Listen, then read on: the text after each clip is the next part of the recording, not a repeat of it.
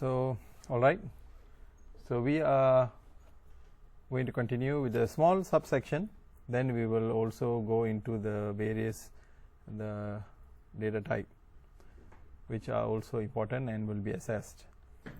So, now we are going to look at creation and use of Python functions, how you can actually define your own functions. Earlier we have actually used some of the built-in functions, and of course there are a lot of functions. Later point of time we can actually continue to renew our knowledge on various Python functions. So, a simple way of how you actually want to define your own function is, let me try to enlarge this. So, you use define. Oh, sorry, before that, everyone is already launched your notebook. Okay.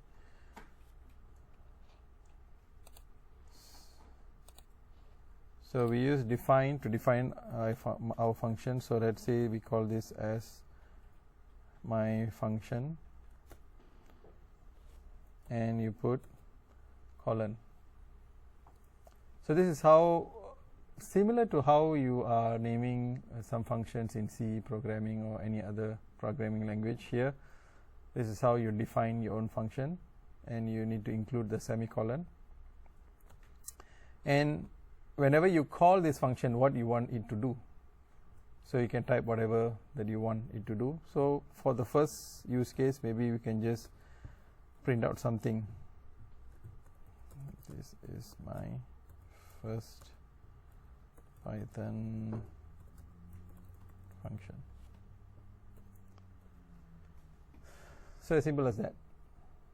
So, if you run this, of course there is no output, because here you are just defining a function. So, in order for you to call this function, it's easy. You just have to type the name of the function, which is my function, and don't forget the bracket. So, when you call this name, then you are actually calling the function, your defined function. So, because your function tends to print out this particular line, so that is why whenever you call this function, it executes whatever statement that is there under your my function, and you will be able to see first print out. Is that okay? So, this first function is, if you notice, it does not receive any input argument. You just call the function, the function just executes whatever statement that you have under the function. Is that okay? Now, all okay for this one? Can we go to the next one?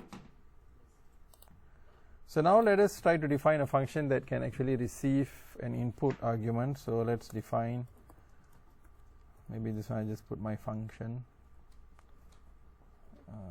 My function 2, that's now already my function 1 now. So, now let us say you want to have a string input. So, this function can take that string input, and of course don't forget the colon, and here also we can actually print it out. We can actually use the print function, and we can use this is, remember how do you want to concatenate strings? What sign? Yes, you can use the plus sign, plus string input. So, whenever you call this my function 1, and then in the bracket whatever string that you actually would type, and when you call this function, then it will print this is whatever string that you actually type in. Is that okay? So, let us give a try. So, let us say my function 1, and let us say you are going to put this is my phone. Okay, so if you notice, when we print, there is no space here. So, what we can do, we can include a space here. So, when you run now, so it becomes this is my phone. So, it captures whatever string that you are passing the input argument to the function, and it executes a statement which is to take an existing string and you add together with the new string. Is that okay?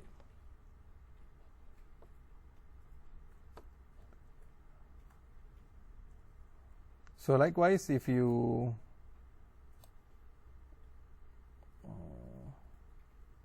use this same function, you can use it again and again. So you can put whatever you want. You can call this function as many times as you want also, and you will be able to see various output.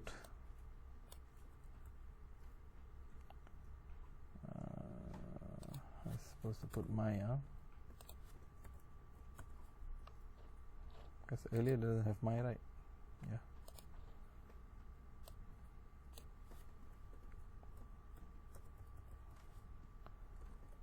So if you run, each time you will call the function and it will pass on. So earlier we have seen defining a function that doesn't receive any input argument. Now we are seeing a simple string input argument. Of course, you can actually do this input argument. The input argument can be integer, whatever, it can be string or integer, it doesn't matter. You can define your functions accordingly. So let's say whatever, now we are just passing one input argument. So what if you want to actually pass like a few input arguments at one time? So how do you define your functions then? So you can actually do this, define my function 2. Just now use one, right? Function. So here you are using asterisk fruits.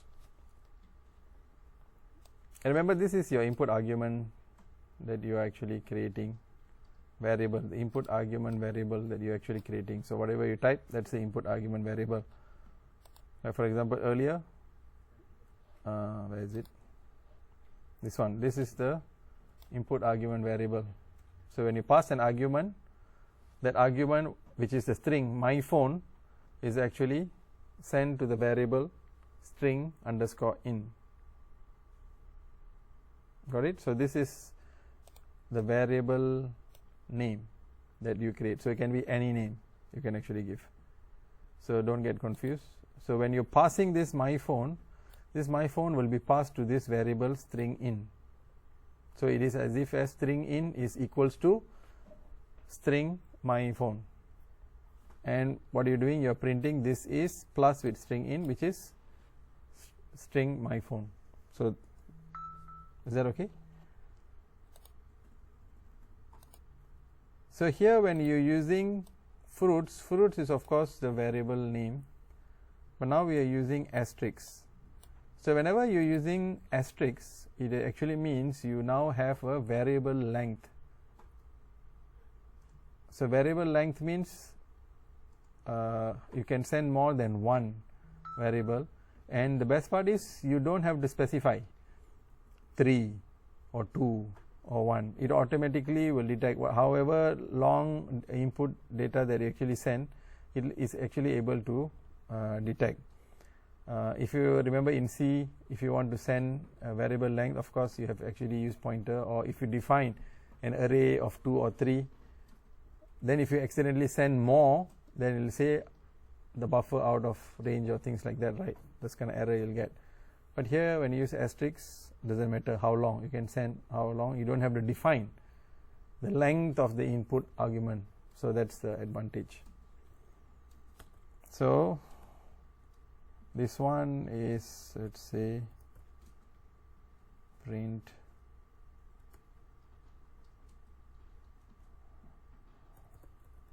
so whenever you are sending this variable length input argument, this will be stored as a tuple. We will see what's a tuple, list and set after this. It will be set as a tuple, something like an element, like a list, so you'll be able to access it. So let's say if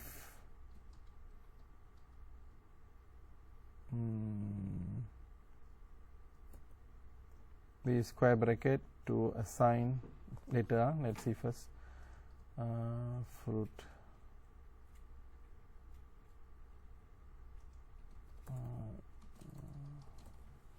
is the best fruit. Oh, sorry, I forgot the colon. So this is the function. Now remember, let's, why I didn't put anything here yet is, let us actually define the number of input argument that we actually want to send. So in order for us to call this function, then we need to use function 2, and now you can actually give several inputs. So let's say orange, apple,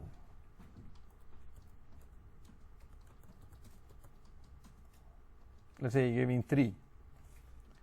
So whenever you put comma, is already multiple arguments already. So you can see here, whenever you have comma, it's already multiple arguments, right? If earlier you use multiple arguments, then you'll have error. Now because you are using the variable length, so you're able, it automatically detect how many. So here we are actually sending 3, right? 3, so we're giving 3 inputs here. 3 inputs. You don't have to specify, it automatically say no. So now when you actually give 3 inputs, it will actually store this in a tuple, and we can actually access each one of this by using the index. So let's say if you use index 0, what will happen? Orange. So you're calling this function, you are passing 3, and this asterisk, it will take it as a tuple, like a list, but we'll see what's a tuple shortly. But you are able to access it using index, so you can print it. So remember that the index always starts from 0. So let's see if I want to put 2. So here it means that whenever you change the index, it's still able to access, right? Which means that it is actually capturing all the 3 inputs and storing as a tuple.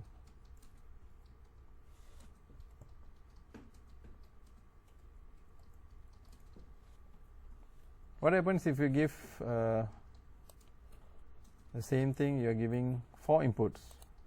Is it able to handle?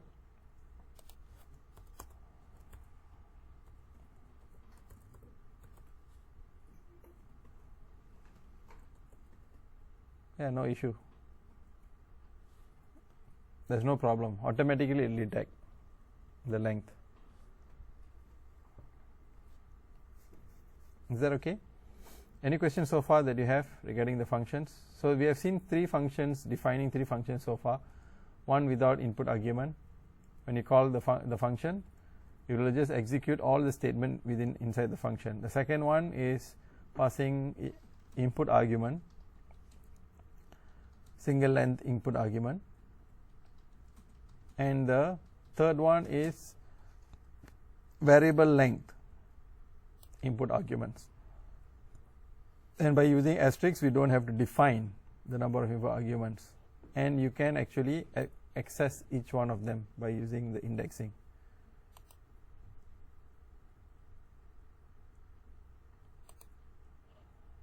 Is that okay?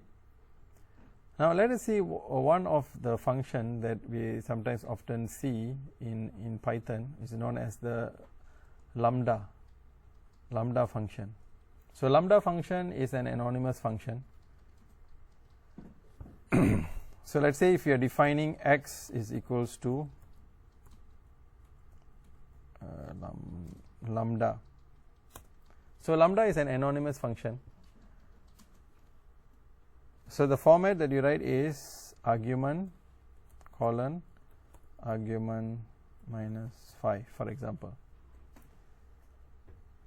So what you are doing here, you are using this anonymous function lambda, and you are assigning it to x, the function x. So what happens, this part here, you see, this is the input argument, like earlier how we used to write in the bracket to receive input argument. This one means this is the input argument, and colon after that, what is this? This is, it returns what? So you can see that we have the function assigned to the lambda function, and then you have the argument, which is the input argument, and you have colon, we have argument minus 5, which is a return what value?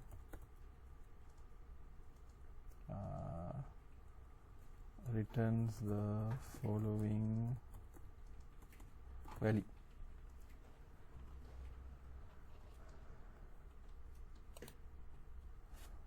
So this is another way of defining a function. So then how do you actually use this function? You can actually straight away use it, like for example print x, then you use bracket. Here is where you can actually pass input argument. So let's say we are passing input argument 10. So what do you think the function x will return? 5. Very good, because the argument it receives is 10 and it returns what? Argument minus 5. So you get 5. Likewise, you can actually try with other functions. You try with 20.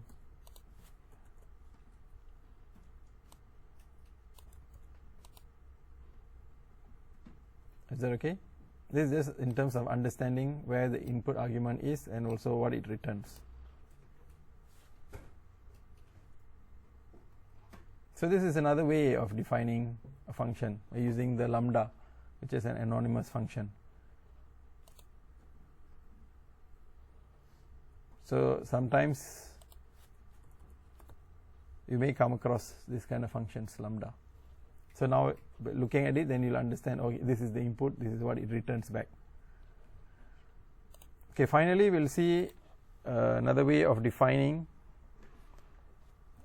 the lambda function. So let's say you want to define your own lambda function which receives n and this return lambda argument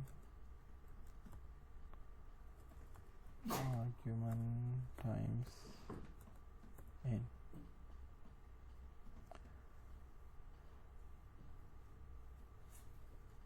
So now you are actually using the define function.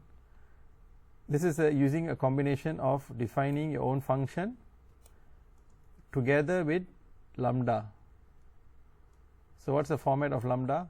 Lambda receives the input argument and the input argument times with n, right? So let's say we use this my tripler is equals to my lambda function 3.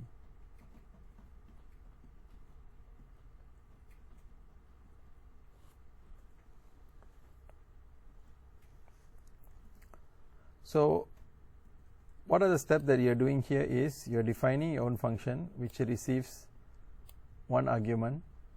Actually you see total here there's 2 arguments, right? One is actually n, another one is argument. So we are defining the lambda function, this is n, and returns the lambda, receives the argument and argument times n. So what you do is you assign another variable, you are assigning the function my lambda 3 to my tripler, and now you can actually use my tripler as a function. So when you print my tripler, you are passing the value 2. So if you do this 2 Is it n or is it argument? This one. Argument. Yes, it is argument. So what do you think the answer you will get? 2 times 3. 2 times 2 times 2. Supposed to get 8, right? Oh, sorry. This is not power. This is times multiplication. Yeah, so you get 6. What if you try the same thing, but now you are passing a character? So what do you think you will get? Remember we have done similar function with strings. It will multiply, you will get 3a, triple A.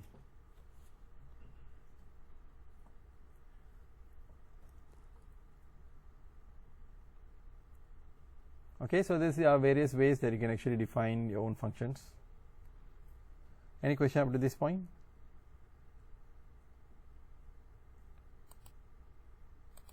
Some empty spots. I skipped some. I did